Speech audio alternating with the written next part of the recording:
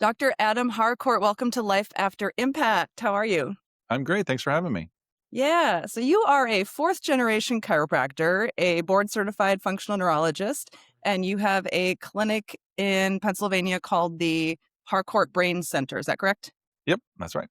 Awesome. Well, I have had the honor of taking courses with you on migraines. You teach a 150-hour course called Mastering Migraine, which was life-changing for me and my practice and my patients. And I know you have people that fly from all over the world to see you to work. And so you're an expert in treating these very complicated headache patterns. And so I wanted to talk to you today about the patient that I see often, which is somebody who walks into my clinic, they've had a concussion or maybe multiple concussions. They're suffering from all different types of headaches and head pain. They've maybe tried a lot of different medications. I assume these are the patients that walk into your clinic as well. Yeah, absolutely. Talk us through your clinical process and working with these people. Yeah, and I actually have a great example as of last week. We see these all the time, and this is why I'm so passionate about the teaching and whatnot. Is I feel like when I first started getting into this, my education and understanding of these conditions was wildly off of what is actually happening.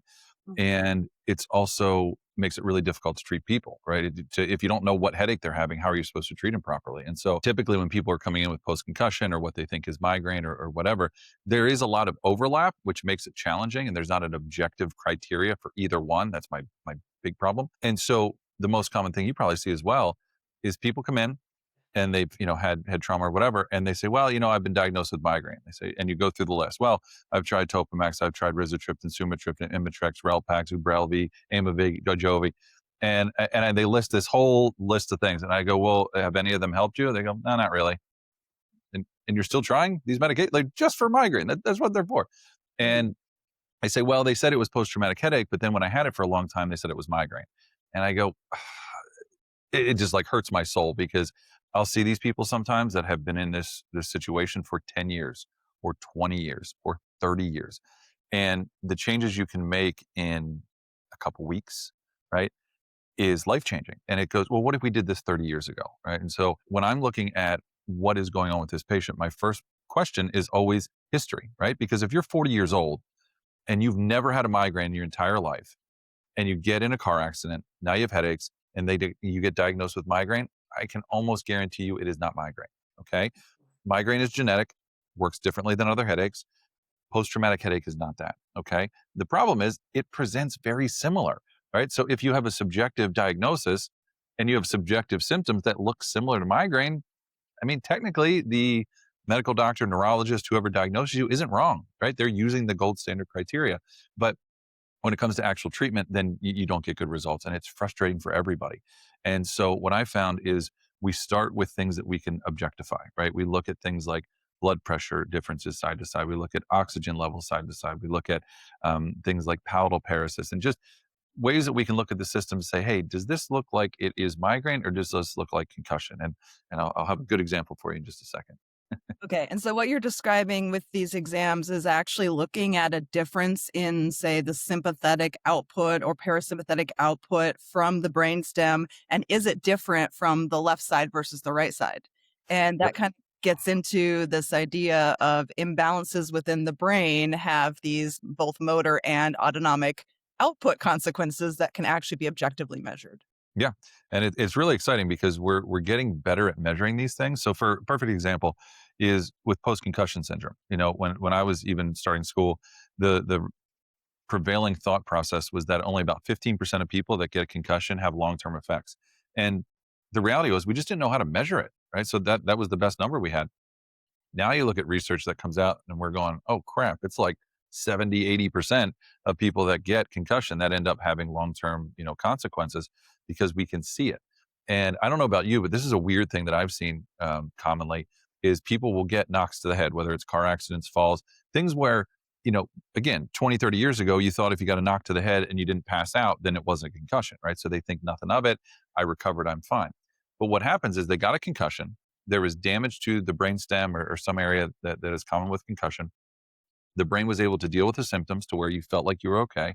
And then in this like 15 to 17 year window, they start getting strange symptoms. And they'll come and say, yeah, dizzy, or I get lightheaded when I stand up, or my headaches are coming out of nowhere, my neck's been really tight or whatever. And you do an exam and you see all the same signs you see after concussion. You go, wait a minute, did you get in a car accident? No, no, not last couple of years. You go, what about like 15, 16 years ago? They go, oh yeah, I got hit, I got, rear-ended sitting at a stoplight. It was fine. Right. You go, "Eh, maybe like you didn't die, right? That's good. But there was trauma there. And because we didn't really pay attention to it, we didn't know how to measure it. People forever have just been told that they're okay. And, again, yes, in the emergency, not going to die sense, that is true, but there was an injury. And so it's one of those things that we're seeing more commonly. And so I always recommend, if you get any knock to the head, get an evaluation, because if it's fine, it's fine. I've done that with many, many patients where I say, oh, you're fine, go home, rest, you're good. But a good number of them, you do an exam, you go, oh my gosh, if you live with this for the next 10, 15 years, you're going to be miserable and you won't know why. And so I always encourage people to just get checked out, because we have better diagnostics these days than we ever have. And you're able to kind of nip this in the bud before it becomes a long term problem. Yeah, absolutely. Yeah, I can't remember when I was probably in my 30s when I had my first X-ray of my neck, and they were like, "Well, you have no cervical curvature anymore," and they're like, "It's probably because of all your concussions." And Right. so I think people don't recognize that even if they get a concussion and, like you said, all their symptoms go away, there can still be these patterns in how your brain functions that then downstream causes a loss of extensor tone or a loss of certain firing down pathways that are meant to promote the proper tone and posture to maintain a cervical curvature and to do all these things that are kind of unconscious that we don't have to actively think about, but they can Yep. change over time when you hit your head. Absolutely. Yep. So you mentioned you have kind of a good case that just came in recently. Yeah. So this kind of highlights what I talk about is I had a case, young girl, and, about 10 years old. And she came in because another patient had come in for migraine, and was like, well, go see him. And the reason they came in was because, unfortunately, out of nowhere, she started having these intractable, miserable headaches.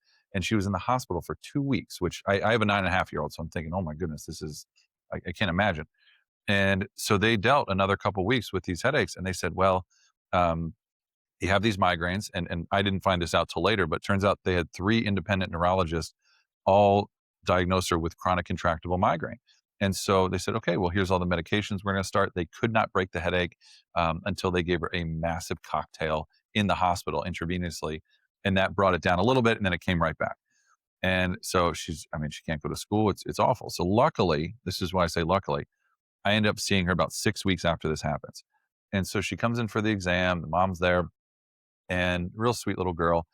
And we're doing the exam, and they said, yeah, it's for migraine. And during the exam, these eye movements are just rough. Now, in migraine, we see aberrancies commonly with things like convergence or pursuits and whatnot, but they're minor, right? They're not horrendous. This was to the point where, she couldn't even follow a target. I'm like, look at this thumb, please look at this thumb, and could not do it. Wow. And her eyes, if you bring them in like that, they start going like this, like crazy. I go, what the heck is going on? And so I just kind of mentioned to her mom, I go, you know what, this doesn't really look like migraine. It looks like she had a concussion. And the mom kind of looks at me sideways and is like, okay. And we keep doing the exam, and we're finishing up. I go, yeah, this looks like concussion. I said, well, it's possible it's migraine. She's young, we'll see. But I said, and I just offhanded, I go, what's interesting is I found a number of patients where I tell them I think they have a concussion, and they swear up and down they didn't have it. And then later on, we found out they did. It's not because they were hiding it from me. It's because they got hit so stinking hard, they forgot that it happened. Mm. And I'm telling this to the mom, and the little girl looks up and she goes, oh, she's like, Mom, I got hit really hard in the face with a basketball. And the mom looks down, she goes, what? And she goes, well, when did this happen? You never told us this. She goes, the day before I started having headaches. And the mom's like, what? And so I start going through it, and I say, well, she's probably going to have trouble in the car. She might have trouble in like grocery stores or crowds. I was like, oh my gosh, that's exactly what's been going on. And she goes, this makes so much more sense because they tried triptans and other things. None of it was touching it. I go, well, triptans are specific for migraine. They don't work with post-traumatic. And they go, oh my gosh. And so we got her in, we treated her within like 2 days of treatment, no headache. And I just saw her yesterday. She's been fine ever since, back in dance class and school. And she's great. She's fine. And the reason I was so excited about that case is I typically see that little girl 20 years in the future, right? Mm. Didn't go to college, having trouble at work, on 15 different medications, no idea what's going on. And we end up doing the same type of thing for that person when they're 30. And it's great because Okay. we help them out, but that was 20 years that they didn't know what to do. And so that was for me, it was a really exciting case just because it kind of puts into perspective all the things that we keep trying to teach. Like, hey guys, if you're not getting this success, if people keep telling you, hey, it's migraine, but every migraine medication doesn't even touch it, you got to look for something else. Okay. And so this is one where, the mommy would say, she's like, well, what the heck's going on? These neurologists, they all said it was migraine. I go, technically they're all right, right? Because by the diagnostic criteria, she had the intensity, she had the light sensitivity and sound sensitivity, she had the things that meet the gold standard diagnostic criteria. They're not wrong, right? The way we diagnose it, they're not wrong. But again, this is why I emphasize in teaching and everything how we have to look at migraine completely differently than it's currently looked at, because it's wrong. It's not a good way to diagnose these conditions. And if you can differentiate between the two, now these people get better wildly quicker. Hmm. And can you talk a little bit? I know that you use a lot of different therapies. You practice functional neurology, and so you're creating individualized treatment programs for everybody that comes in. Uh, in this individual case, were there certain things that you felt really made the difference for her within just those 2 days, where she had this really quick recovery? Yeah. So there's a few things. The one big one, and this is actually, well, you're one of the first ones to hear about this, is we're in the process of doing a new research paper looking into certain eye movements and the correlation with migraine, because I see it so commonly. And so there's certain movements that if I see that they're off, I'm like, oh my goodness, that's probably a bad migraine. And sure enough, they're the ones that have 20 or 30. So we're going to actually look into this a little bit more closely so we can, because a lot of what we do, there's evidence in the literature that this kind of thing could be helpful for migraine, but there's no indication why or when or how you do the therapy or what the background is. So we're kind of going to start from the ground up and say, okay, here's the problem we're seeing. And then once we see that problem, we can quantify it. Now we're going to do therapy for it the way you and I do. And then show the outcomes and show that this gets better. And it helps bring it back to the fact that this is not a blood constriction problem or dilation problem. It's not, you know, anything else that we used to think. It's a hyperexcitability problem in the brain, and we can make that more stable through treatments. And so in her case specifically, we saw big issues with what are known as gaze stabilization. So big gaze stabilization problems. She could not keep her eyes on a target to save her life. So we had to modify those a few times where she couldn't look at a target because she would keep looking away from it. She couldn't keep her eyes on. So we had to modify that. And then we also found, really interestingly, I thought it was more the eyes that were the problem. But then when we started looking at neck proprioceptive activity and had her moving back and forth, we found that that was really challenging and started to flare up quite a bit. And so I think what happened is when she got hit, she got extension of some of these neck muscles, and that proprioceptive change made a big difference in the way the eyes were moving. So we did a combination of basically having her look at a target with, a head laser, so she's focused on a target, and then we would rotate her. And what was really interesting is when she went one direction, she did really good. And then when she went the other direction, the head kind of goes with it and it can't stay still. You go, what the heck is going on? Uh-huh. And what's interesting is you think about that stuff, as a patient or somebody that's not familiar with this, you go, who cares, right? What's the big deal? But then you think about it, wait, the way our muscles are controlled, the way our eyes are controlled are all unconscious, and they're just supposed to work. Now imagine if you're turning to look at your computer, or you're driving, or you're seeing all this stuff, and you're constantly processing this information, but you're not doing it properly. That is exhausting when you do it throughout the day. And it gets to the point where the brain just goes, I can't do this anymore. And it shuts down, right? It locks the neck muscles. It makes you headachy, dizzy. And it basically gives you symptoms to say, hey, quit moving around. We don't know what's going on right now. And so when you fix these very simple, basic things, which are not simple and basic to fix, but simple, Uh-huh. basic ideas, and they get better, now you've laid the foundation for the rest of the nervous system to function properly. And so that's how I kind of look at my treatment approach is, if there's very basic stuff that's not working, I could care less about everything else. I hammer that until it's better, right? I want the basics to be good. Once they're better, then we can do more interesting stuff. I had her up dancing by Friday, and she's doing all these different movements. And, I have her doing D2, which is like that light board exercise, and she's having a good time. But if you start there because that's the end goal, but you don't fix the foundation, these people go through. I may just had one that went through rehab for 3 years with zero change whatsoever, because again, they're working on things that the foundation can't handle. So I think that's a really important point. I see that all the time too, that people are maybe doing great therapies, but they were just the wrong therapy at the wrong time. Exactly. I always liken it to like, if you had a twisted ankle and the goal was to run 10 miles, so your first therapy was to run 10 miles, that ankle's Mhm. probably not getting better, right? It's not a bad therapy. It's not quite there yet. And Yeah. it's also like if you get the ankle to where you can put some weight on it and you can take 2 or 3 steps, it's like, that's great. We're making progress. But if you go out and run 2 miles, it's probably going to hurt, right? And so that's another tough thing with recovering from this is you can't see the area in the brain or brainstem that's damaged. So it doesn't feel like an ankle or a broken Mhm. bone, Mhm. but it's the same problem. And so a lot of times you'll get people that have concussion that, let's say, they have really bad headaches or really bad dizziness, and you get them somewhat stable to where they're not having that all the time. That's great. But the first time they do something that overstimulates the system, they have them come back. They go, "Oh, I thought I was better, and now I'm not." It's like, no, you're just taking 5 or 6 steps right now. You're not to the 3 miles yet, and that's okay. And everybody does it. It's not unusual. It's a very common thing.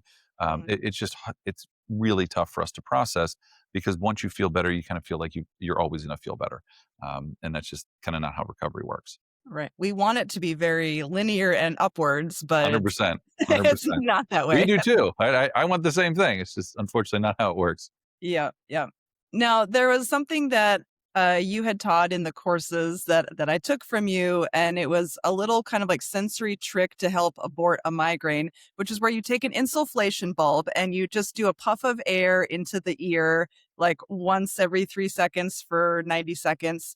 Mhm. I have used that with, like, absolute great phenomenal success in my practice. Cool, isn't it? Yeah. Yeah, so can you talk about that? Because most of my patients are like, "What are you about to do, and why is this working?" And then I do it, and then within 10 minutes, they're like, "Oh my gosh, my migraine's gone." It's the craziest thing. And I'll give credit to another neuro doc that actually published the first paper on this, Dr. Dave Sullivan. He's the one that kind of discovered this, if you will.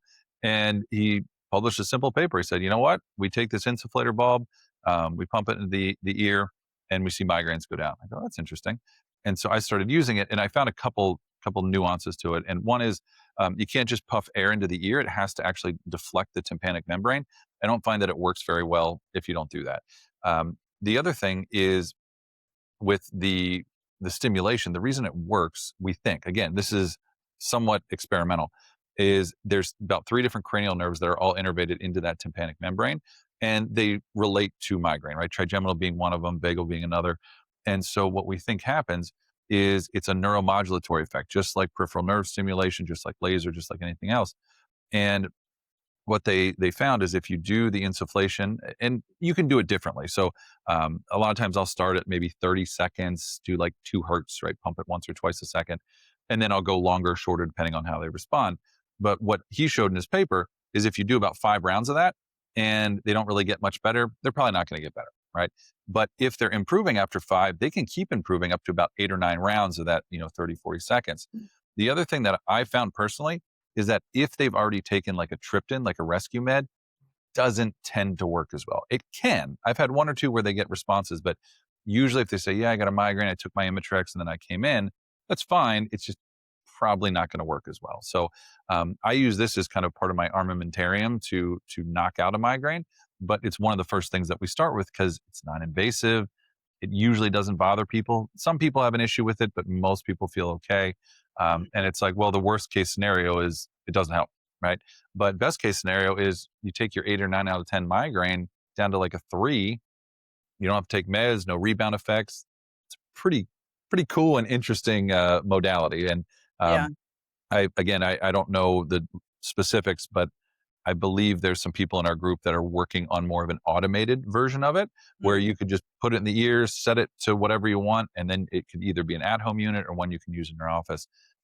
So there's some cool stuff coming down that'll make this a little bit more kind of accessible and tangible for people. Yeah, I really like it because usually I can knock that headache, like you said, down, from an 8 out of 10. Then all of a sudden like you said, it's, oh, like they're like, instead of this throbbing pain, maybe I now just feel like a little bit of a dull pressure. And so then obviously once you've knocked their pain down a few notches, then it's easier for them to do the other therapies afterwards, Exactly.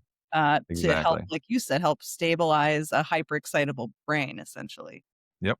Yeah, And and that's then that hyperexcited, but that's the cool part about what we do is the only way to fix this is either through fixing the genes, which we don't know how to do, or creating protein because protein's negative. And that's the cool thing about these therapies is it might be good for them, but if you do too much, they get migraines. Okay. And if you do less, then it's not enough to make a change. And so, like you said, part of the difficulty in the early stages is finding that sweet spot where you're pushing it enough to make that protein production, but not too much to push them over the edge. So I always have that conversation with people because a lot of them have, got adjusted and then they get a migraine. They go, "Oh, chiropractic's terrible for my migraine." I go, "That's great."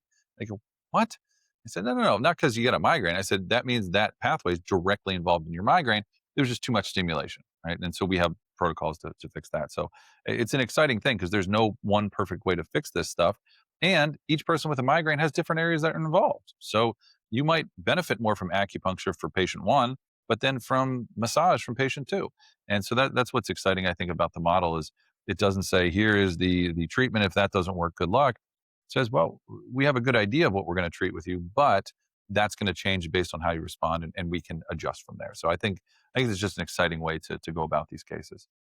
yeah, absolutely. And I have some people that can handle acupuncture very well. I have other people that they'll come in and they'll say, anytime I get acupuncture anywhere on my head, it triggers a migraine. And I'm Sure. like, okay, cool to know. We're not going Good to to do know. Exactly. Well, and that's the thing is that's what I love is it's not because in the courses we have chiropractors, acupuncturists, PTs, massage therapists, DOs, MDs. Like everybody has different backgrounds, and so the point isn't you have to do this one thing. The point is let's zoom out and understand migraine, and from there, if you have all the modalities to address it, hallelujah. But if not, you take care of what you can take care of, and then send them to somebody else that takes care of something else that you know that they need. And it's my big problem with kind of primary care for migraine is nobody treats it like that. Everybody treats it for what they do and not for what migraine is, and that's why people tend to bounce around so much. It's a really frustrating cycle. And then you're involved with a company called Biogenic Nutrition, and they make a very interesting product, which is a ginger migraine abortive product. And I love that as an option for people because a lot of my patients, they are really trying to limit the amount of, say, sumatriptan or those triptan abortives that they have. And so to give people an option that's more natural, if it works for them, awesome. So how often are you using that ginger in your practice? Yeah, so we use it for every migraine patient, not because it works for every patient, but because if it doesn't, no problem, right? It's not like you're giving a bunch of meds. But if it does, what we find is then they can kind of come off of their triptans, and you have a lot less rebound headaches and hangover headaches. And that was interesting because I helped formulate that as well as MQ7. And the reason was the program, the migraine program. When I was going through this, we had our 3 days where we just talk about nutrition and hormones. And I'm going through all these supplements. I go, oh my goodness! I looked them up, and to have all of those on a monthly basis was like over 200 and some bucks a month. I go, this is ridiculous. So I didn't know these guys. I called them up and said, hey guys, I'm doing this program. They had some other products I liked. I said, is there any way you could just make something that has all this stuff in it? Would that be okay? And they were like, yeah, nobody's ever asked us that before, but sure. And so it took them like a year, and they were able to put together the MQ7, which essentially has all of the vitamins, minerals, nutrients, anything that's been shown in literature to help with migraine in the right dosages and right combinations. So we started using that back when the program started, and it's been fantastic for prevention. Again, not because it prevents all migraine, but if supplements are going to help, that's going to do it. It's wildly more affordable than if you were to get all this stuff individually. And so I have people start with that because if that helps out, then we don't need to take other supplements, right? We're done.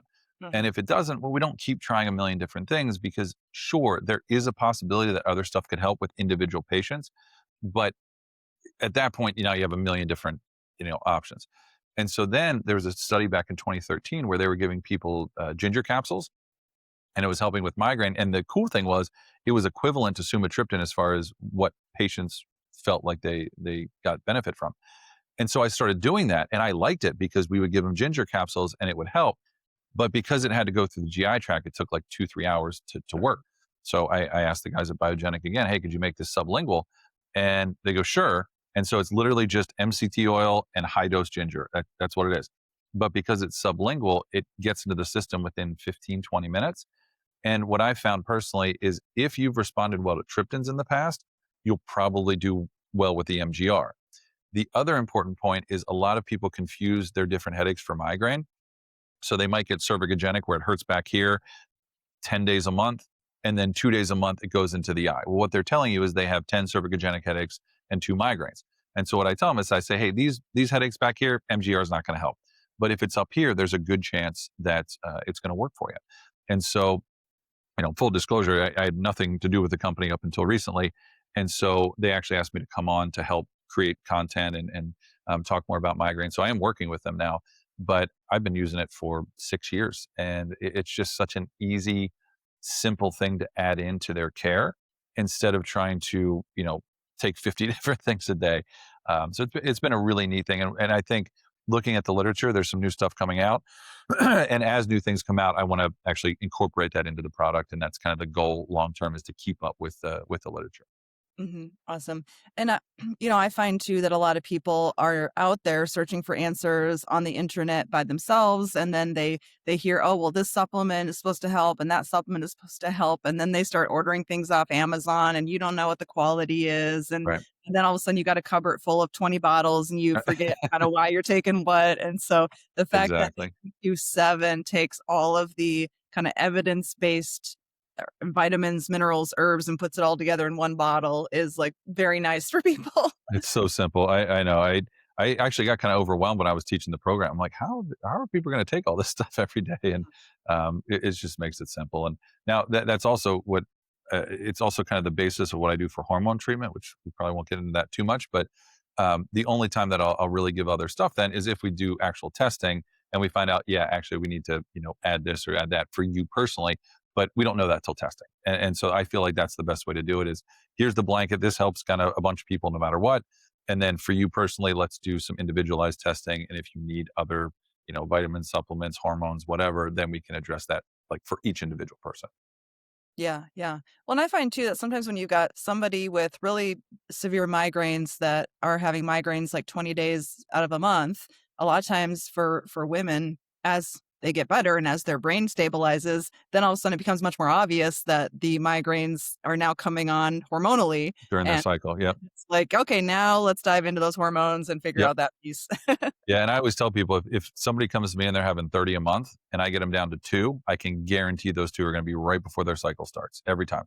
And so what I used to do was run the hormone test right away, but then I was finding a lot of that was inflammatory and the diet was taking care of it anyway. So what we do is we do dietary stuff first for like a month or so, and then if they're, getting better and they still have those hormone issues, then we do the hormone test, because at that point they've been on the diet, they're anti-inflammatory, all of that.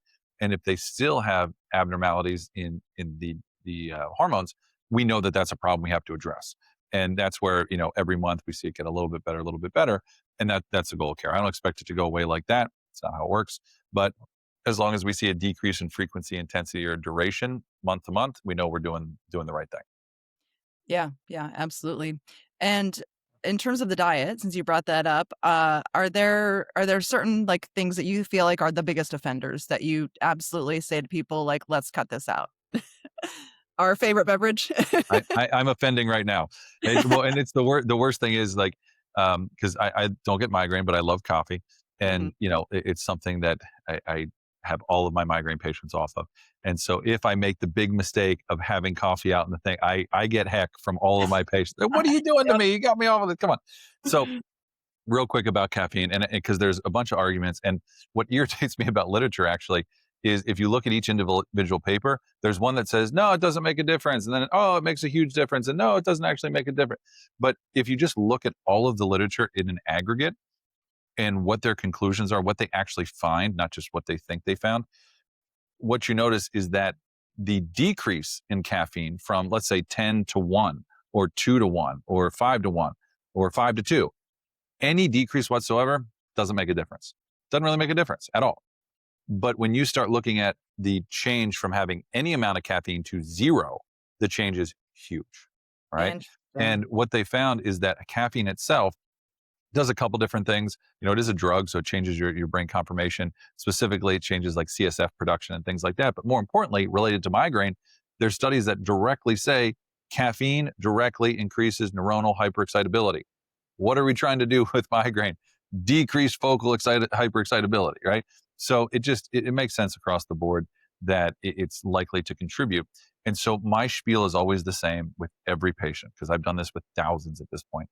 And I say, look, we're going to get off this caffeine for a few weeks. Okay. If you have withdrawal, it's all the same. It's a bell curve, right? And so what happens is day one, you're kind of tired, but you're okay. Days 2 and 3, if you're going to have withdrawal, that's usually when you have fatigue, headaches, all the miserable stuff. Where most people are like, this is worse than being on caffeine. Like I'm going back on, right? But if you can get over that hump, then everything levels out and you get better. So let's say we're doing our treatments, you're off caffeine, you're doing good stuff, and you get to a point where you're like, man, I'm doing a lot better. I was having 20, I'm down to 1 a month. The MGR takes care of it. This is great. If you then try the caffeine again and you start getting migraines, I don't have to tell you to stop, right? You know what's going on there. Hmm. But conversely, I do have a small number of patients, I'd say 10 to 15%, that go back on caffeine. They're feeling great and they have no problems. Well, I don't care. Like I'm not anti-caffeine, right? It's not like I just don't like it. It's just I don't want it to cause your migraines. And so if you go back on and it's fine, well, hallelujah, good for you. That's fantastic. But that's why we only have the conversation one time. And after that, it's like either it's not good for you and you just stay away, or it doesn't bother you and you're fine, right? We just want to make sure we cover our bases because when it comes to migraine, there's so many little things that can create a problem. I just want to make sure that we're being comprehensive because I've had cases where everything should be good, and it turns out pineapple was the thing that was driving their migraines. You're like, who would have guessed stinking pineapple? And Yeah. so we have all these things that sound kind of silly, but it's because I've had 1 or 2 or 3 cases where they just did not go the way I expected, and I'm so confused, and it ends up being something silly like that. So I always tell people I'm very mean for the first couple weeks, and then I get a lot nicer as you're feeling better. Yep, got it. And I guess that brings up the histamine conversation too. Like some Mhm. people are very sensitive to histamine production, certain foods that are higher in histamine. So how much attention are you placing on that? And A I mean, lot. it's Yeah, actually, it's funny. more I some had a patient yesterday where I was going through this stuff, and they're like, "That's really weird," because like every food I would point out in the histamine, they go, "Wait, I have an allergy to that. I'm sensitive to that. I have an issue there." And it was literally every histamine food. I said, "Well, I think we know what the problem is there," but most people don't have that reaction because the big problem with migraine diet is most people are looking for what you would consider triggers, right? So I took gluten out, it didn't really help my headaches. I took dairy out, it didn't help my headaches. Well, I found in my experience, almost zero people have triggers, right? Not zero, it's like 3% maybe. Almost everybody, though, has sensitivities, meaning that if you are sensitive, let's say, to gluten and dairy and tomatoes and pineapples, right? Well, none of them are driving or causing migraines as soon as you take them, but what they do is they are inflammatory to you. So if you take out gluten, for example, but you're still eating dairy and tomatoes and whatnot, you're still getting the inflammation, so you don't notice a change. So you go, oh, it wasn't gluten. Then you go off of dairy, right? Same experience. Mm, So what I found is if we get off all the things that can cause a problem, including histamine. So that includes, things like your nuts, your eggs, pineapples, papayas, tomatoes, those types of things. When you get off of everything, see how you're feeling. When you add them back in, what typically happens is I didn't get a migraine, but you know what? I got really congested, or I got really tired, or my stomach felt weird, or something that just says this is an inflammatory food. And then you end up finding about 3 or 4 of these. You go, holy cow, I eat these things every day. And so once you know what they are, it doesn't mean you can't have them again. It just means, okay, I'm not going to have a pineapple pizza every day, right? Because for me, all those foods are a problem. So if you're going to eat them, do it every once in a while. Try not to eat them together. But also, I just find the control of knowing that is so just relaxing to migraine patients. So then if they do go have a pineapple pizza and they have 3 glasses of red wine and they wake up the next day with a migraine, they're like, yeah, it sucks, but I know why that happened and it's not as mm, stressful. And mm. I find that control is really, really important for long-term compliance because nobody wants to be on a super strict diet their whole life. But if we can say, well, I went on this diet, now I know there's a couple things that kind of flare me up. No, then now it's your decision, right? Just like if I want to go out and have 5 beers tonight, might be my decision, might have fun, but I'm probably not going to feel great tomorrow, right? Yeah. That's okay. Mhm. Yeah. And then I find too, like people do when people are experiencing true migraines, they do usually come in and they'll tell me these are the certain foods I need to avoid. Mhm. Whereas when I have people with post-traumatic headaches, they're not coming in saying, "Oh, when I eat this food, I get a headache." Like they're, Yep.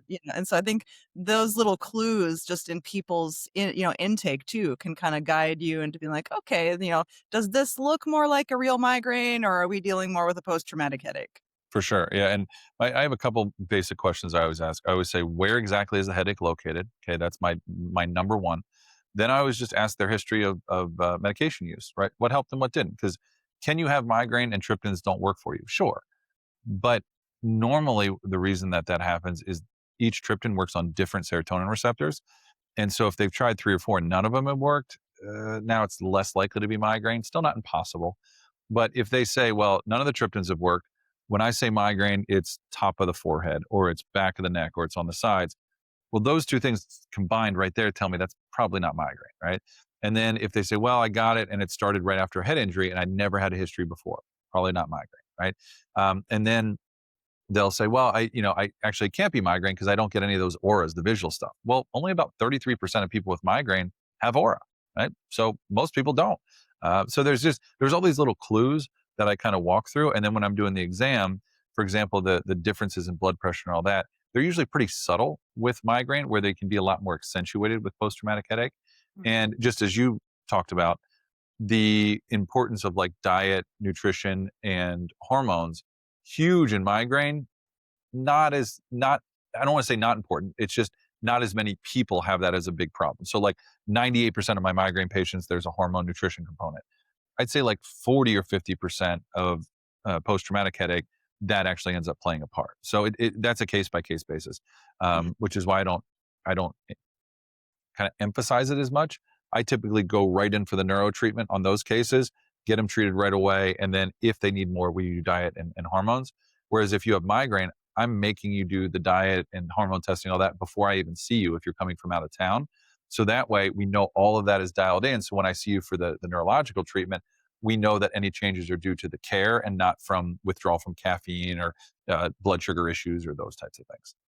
Yeah. And how often are you seeing people who you think are actually suffering from medication overuse headaches? Yeah, so this is interesting. Is they used to put migraine kind of way down there in the disability, kind of scale, and it wasn't until a few years ago where they go, wait a minute, in the medication overuse category, like 99% of those are from people that have migraine. And so once they combined those two, they found, wow, migraine is the second leading cause of disability worldwide, period. And in people under 50, it's the leading cause, which is just wild. And so the reason that if you take triptans, they say no more than about 9 or 10 a month is because once you get past that, your brain gets used to that kind of flood of serotonin receptors being activated or the agonist to them, and they get used to it. And so now it's really, really hard to not have a headache because you're basically having withdrawal from the medications, which increases your stress levels, which increases your probability of migraine. So you take another medication and it's just like this snowball effect. It's awful. So that's why the first thing I do is get them on MQ7 and MGR because even if I can take them from 15 or 20 triptans a month, which again, they're not supposed to do, but people got to get through. If I can get them down to taking like 5 a month, that already starts to reverse this process right away. And so that we try to do everything we can to kind of lessen the load. And that helps them get off the medication overuse headache because it's like a drug withdrawal. It is a drug withdrawal. It's like a caffeine withdrawal. It's really, really rough. But if you can get them over that hump, they do wildly better. Yeah, and I find too, like some people will take their triptans as prescribed, meaning they might only take them 9 or 10 days out of the month, but then they're taking ibuprofen or Advil every other Yeah. day of the month, and it's like, okay, well, that's also a problem too. Yeah, doing what you got to do, and that's why I tell people is that, well, I tried Botox, but I didn't want to. I'm on this medication. It's like, well, if you didn't have any other options, I mean, what do? You got to get through life, right? And so when we talk about what to take when you have a migraine, I never say there's a good or bad thing to take. I just say, look, there's kind of a hierarchy of stress levels or what we call allostatic load to the system. So if we can just lay down, take some MGR, and put some ice on the front of your neck, and you feel better, hallelujah, right? That's great. But if that doesn't work and you end up having to take a triptan and that gets rid of it, well, that's what they're for, right? So you just want to use these things as needed when you haven't been given any other options. And this is basically all that you have to do. Well, then that's all you have to do. And so that's how people tend to get in this medication overuse kind of spiral. And that's why, again, I'm like we try to get out and talk to as many people as we can. I just did a grand rounds down at Johns Hopkins, and we had a great conversation with the doctors there because they're in this same kind of boat. They're like, look, we go by the objective diagnostic criteria that's given to us. And based on that, then we follow the protocols that are laid out for these conditions. And in that scenario, a lot of people fall into migraine. And then the sequence is, you take the topamax, or you take the, you know, rizatriptans, or you take the whatever it is, the Emgalides, Jovies, and that's kind of the model. And they're doing the best they can. But you also have to realize with medical neurology, they're also dealing with life-threatening conditions, genetic disorders, rare conditions, things that just take a wild amount of time to keep people from dying from. Like that's really what they're doing. So when you end up with migraine, it's like, yeah, it's miserable, but you're going to be okay. Meaning this person's not going to die. My other one over here might. So I'm going to put all my effort into keeping that person from dying. And so I feel like our responsibility is say, okay, that's great. We need to start putting out a lot more literature and education to say, thank you for ruling out the tumors and strokes and all the stuff that could be causing terrible things. Now, our expertise is making sure that this dysfunctional, debilitating condition can be cleared up and get like a nice kind of continuation of care into what do you do once you rule out the scary stuff. And that's what doesn't exist right now. So that's kind of my next goal is to open that line of communication and make it a lot more simple for your general practitioner, neurologist to say, great, everything's ruled out. That's fantastic. You're going to see Dr. Wolf and she's going to take care of the migraines. Right? That's where we want to get to. Hmm. Yeah. And then talk to me about vestibular migraines. And I'm also curious if if you found that the MQ7 helps in those cases too, or if you're approaching them completely different. Yeah, and I'll lump that in with hemiplegic migraine as well, because what's interesting about all these different variations is they get treated as different disorders. They're all migraine, right? They're all migraine. And so when we talk about the bucket theory and this hyperexcitability and all this stuff, it's the exact same thing, but instead of being in the area that inhibits head and face pain, it's in the area that controls balance or controls facial movements or whatever. I had a hemiplegic case come in 2 days ago, and it was post-surgical. They had a history of migraine. They had a history of a little bit of facial drooping, but now after surgery, they came out full facial drooping. They have full tingling and numbness. And at first they go, "Oh, you're having a bunch of TIAs," and then they're like, "But we're not seeing them on imaging, so we're not sure what's going on," which is common. Hemiplegic migraine is not super common. And so with vestibular migraine or hemiplegic, I still do the MQ7 and the MGR. Now, for me, with hemiplegic migraine, I had no reason whatsoever to think that MGR would be helpful with the hemiplegic symptoms. And so I never recommended it. And I had a few cases where they had both hemiplegic migraine and classic migraine.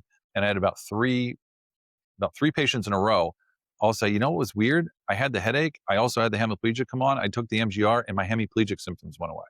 Hmm. I don't know why. I'm just being, I have no idea why that happened. But it has helped. So I go, all right, well, it's better than whatever else you were taking. And so we still start with the diet, the hormones. Like I had a hemiplegic case that had been couch bound basically for 7 months. They couldn't move. And we just started remotely because they were in central, they were in the middle of the country. And they just did the nutrition and hormones and got like 78% better just from that. And they're like, but it was stroke. Why are they getting better? It's like, no, it was migraine. And so if it's vestibular migraine, I still start with the base of the nutrition and hormones, but the therapy, as opposed to being straight, trigeminal or going after that kind of upper mid brainstem, we do a lot more that affects the lower brainstem, right? The vestibular system and things like that. So the neurological rehab might be a little bit different, but the approach is still exactly the same. And same thing with hemiplegic migraine. Yeah. So, as kind of a take home for our listeners, there's this concept that whether you're having a migraine manifesting as head pain or a vestibular migraine manifesting as extreme vertigo or disequilibrium, or a hemiplegic migraine, which is manifesting as paralysis, temporary paralysis of the face, or an abdominal migraine where you're having nausea, it's that this is a hyperexcitability in the brain. And based on where the hyperexcitability is, it's affecting different systems. And then people are having these different symptoms as a result. Exactly. Yep, that's exactly right. And interestingly about abdominal migraine, you might see something different than I have, but um, I I have yet to see a case that was actually abdominal migraine. Everyone that I've had ended up coming back to figuring out, oh no, they actually had a really bad concussion that brought on all these symptoms. I'm not saying it doesn't exist. I'm just saying every case I've ever seen, initially they would say, yeah, it's migraine. It came out of nowhere. But like I had one kid, he came in and like, yeah, they say it's abdominal migraine. It's miserable. And they came in and it turns out he goes, oh yeah, all this started after I was sailing and the boom came around and hit me and knocked me off the boat. I go, and you didn't ever had any symptoms before that? They go, no. I go, maybe that was it. Maybe that had something to do with it. And so, I mean, again, they because there's not an objective way to say which is which.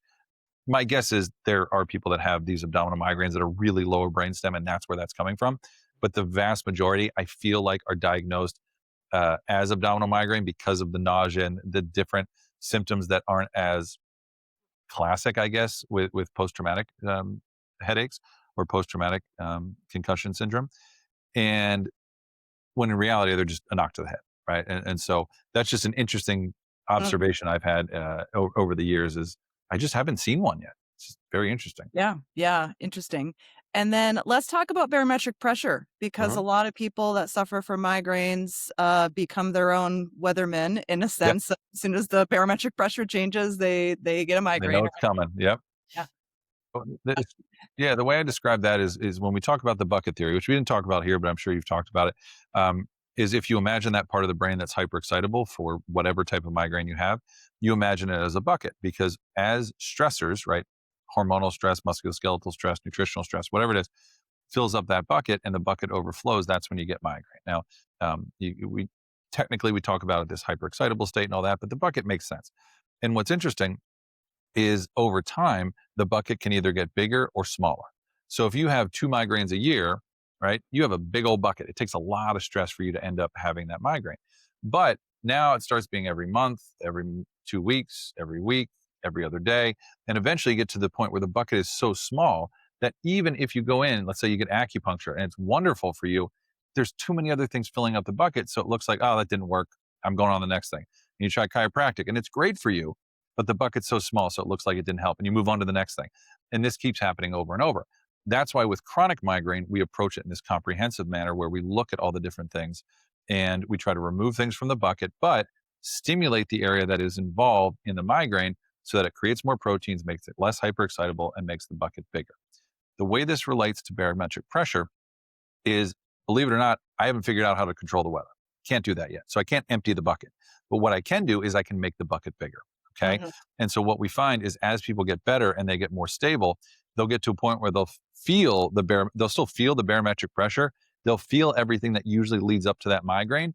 And then it just doesn't come on. Right. Mhm. And what that tells me is the bucket's gotten big enough where it was filling up, right? It was getting close to being hyperexcitable and it didn't quite make it over the edge. Okay. We've got it big enough. Hallelujah.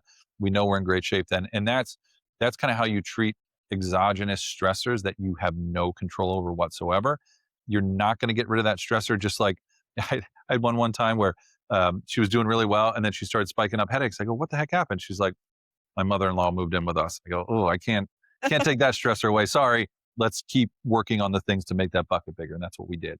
Yeah. So there's always things you can't control. That's why I'm a very, very kind of staunch uh, advocate of continuing with exercises until you feel really, really stable.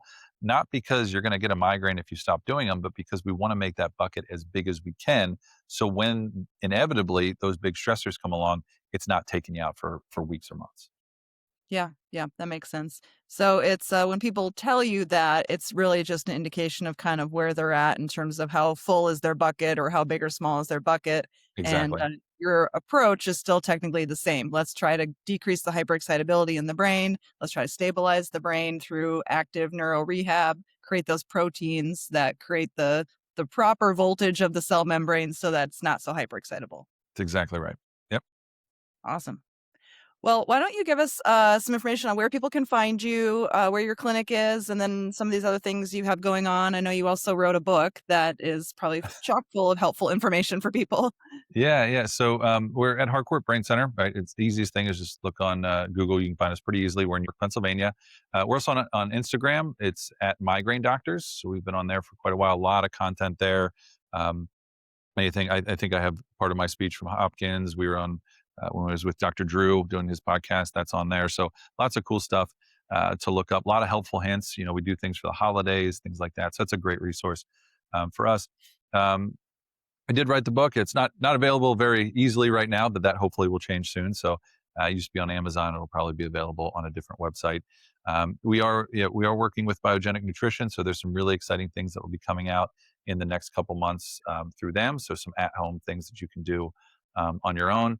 And then, as we kind of alluded to, we're also looking at a couple different research papers. One actually with laser therapy, because there's not a lot out there about it, but there's some really cool things that we've been doing. So that's one study that's going to be coming out.